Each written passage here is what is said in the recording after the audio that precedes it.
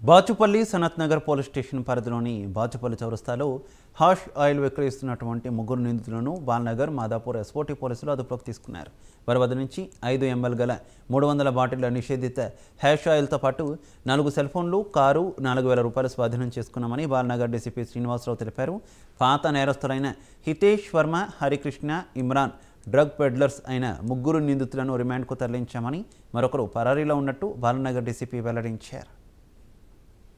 అంటే ఎక్కడెక్కడైతే consumers because మీ అందరికీ తెలిసింది కూకట్పల్లి అండ్ ఈ బాలానగర్ డివిజన్ కూడా మధ్యతరగతి ప్రజలు అదేవిధంగా డిఫరెంట్ స్టేట్స్ నుంచి లేబర్ వర్క్ కోసం రావడం జరుగుతుంది.